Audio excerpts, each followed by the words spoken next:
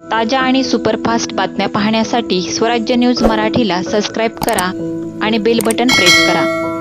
केंद्रात आणि राज्यात भारतीय जनता पार्टीच्या माध्यमातून मोठ्या प्रमाणावर विकासाची कामे झाली आहेत। राज्याचे मुख्यमंत्री देवेंद्र फडणवीस यांच्यामुळे लाडक्या बहिणी खुश आहेत। सोलापूर महापालिकेत सुद्धा भाजपची सत्ता येणार असून प्रभाग क्रमांक 6 मध्ये विकासाची गंगा आणण्यासाठी कटिबद्ध असल्याचा शब्द पालकमंत्री जयकुमार गोरे यांनी रविवारी हजारोंच्या साक्षीने वानकर परिवाराला दिला। देगावमध्ये झालेल्या सभेला रेकॉर्ड ब्रेक गर्दी होती। लाडक्या बहिणींच्या गर्दीने सभामंडप ओसंडून वाहत होते।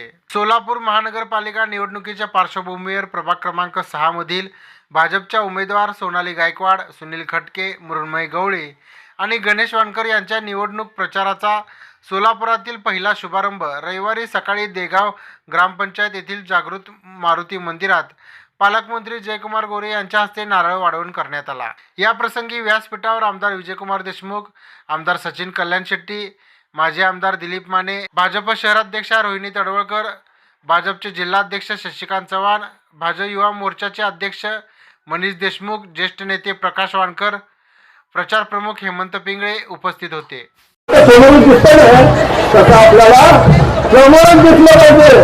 आणि 4 ठिकाणी वयस्कर माणसाला तुम्ही जे कोण जाणकार असेल त्यांनी समजावून सांगितलं, तुमच्या भाषेत सांगितलं तुम्हाला येत नाही, पण तुम्ही सांगितलं की कमळ तुम्ही कसं सांगितलं की काय 4 ठिकाणी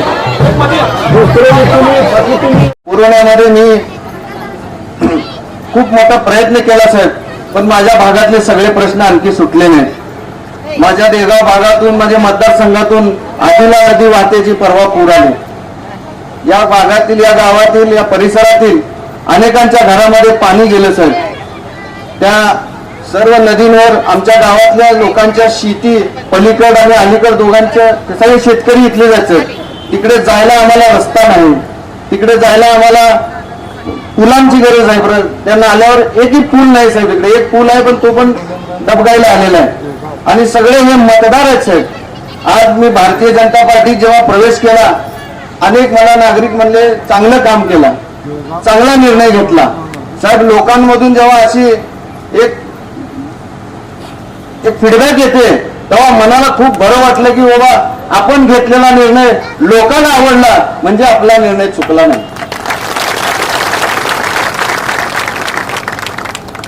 इमानी इरबारे साहेब आतापर्यंत एक निष्ठपणाने ठाकरे परिवारावर प्रेम केलं। त्यांच्या पक्षाचा झेंडा घेऊन त्यांचा पक्ष वाढवण्यासाठी त्यांच्या अनेक निवडणुका लढलो आणि जिंकलो सुद्धा साहेब। आज भारतीय जनता पार्टीमध्ये तुम्ही आम्हाला दिलेली जबाबदारी, आम्ही तुमच्याकडे येताना कोणतीही अट नाही, कोणत्याही पदाची अपेक्षा नाही, कोणतीही राजकीय अभिलाषा न करता आम्ही तुमच्याकडे प्रवेश केलेला आहे।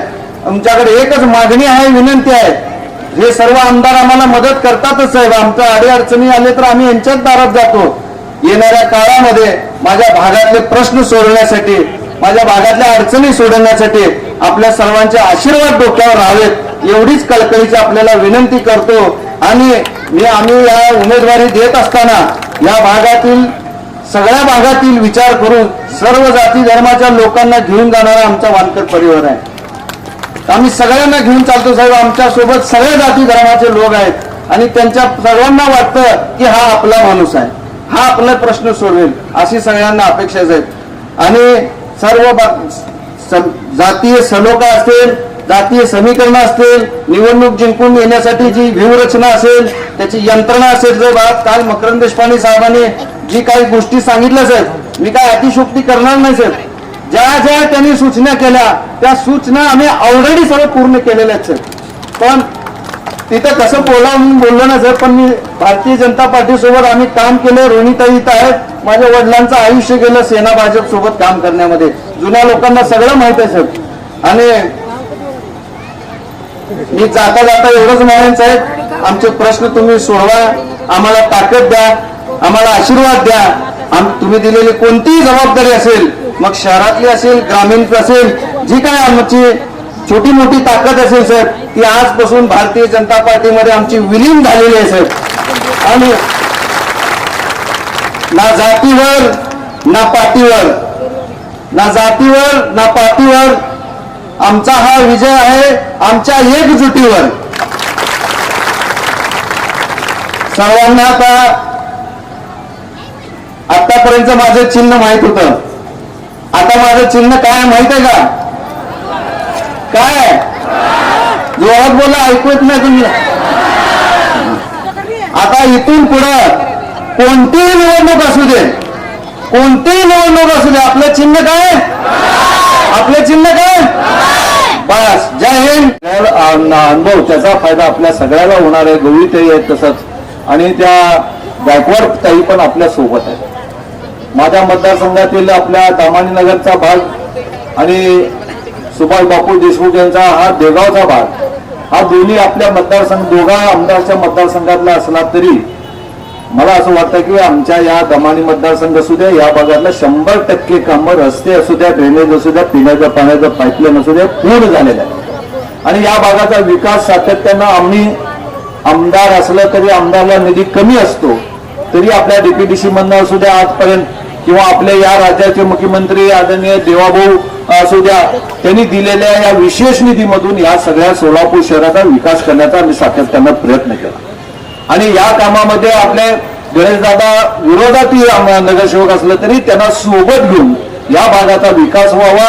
आणि आज आम्ही जे मतं मागतो, तुम्हाला ह्या विकासा आणि आमच्या कामावर आम्ही मतं मागतो. या भागातील विकास व्हावं, राहिलेले कामं पूर्ण व्हावं, यासाठी आपल्याला कुठेतरी विरोधात राहून काम करता येत नाही.